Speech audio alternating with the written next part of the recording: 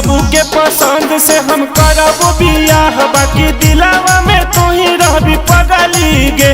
भले मैया के पसंद से हम करब बियाह, बाकी दिलावा में तू ही रहबी पगली गे। जब घर तोर अगुआ आइलो रे पगल, तो लेके हमरा काहे नहीं भगली रे।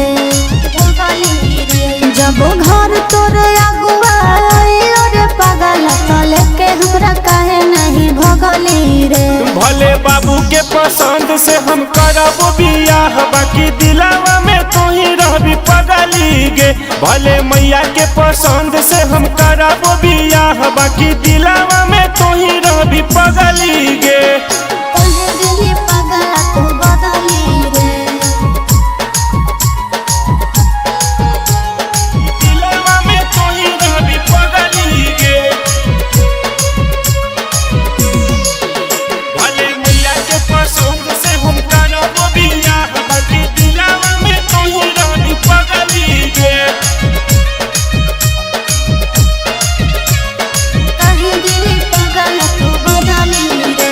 दर्द सीनावा में होबै छो अजीब रे। पगल रे हमर फुटल नसीब रे। भगवान जोड़ी सबके बनाबै छे, जकरा जकर नाम लिखे ओकरा पाबै छे। हमर जिंदगी के दिया बुताई के पगल काहे तू जाए लगली रे।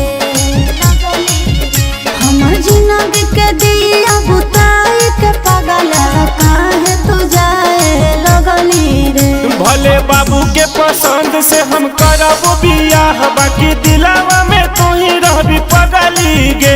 भले मैया के पसंद से हम करब बियाह, बाकी दिलावा में तू ही रहबी पगली गे। तोहे दिली पगल तू बदली रे। दिलावा में तू ही रहबी पगली गे। भले मैया के पसंद से हम करब बियाह, बाकी दिलावा में तू ही रहबी पगली गे।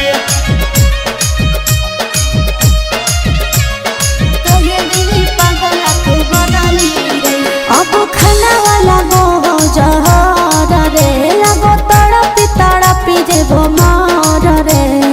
दिलावा में तू ही रहबी पगली गे। लोरावा से कजराय अपन धोना गे, तो बुझे मजबूरी हमर सोना गे। लगलो प्यार में तोर ठेस रे भाई जी अखिलेश। भगवान से काहे नहीं हमरा मंगली रे। लगलो प्यार में तोर ठेस रे निरंजन अखिलेश। भगवान से काहे नहीं हमरा मंगली रे।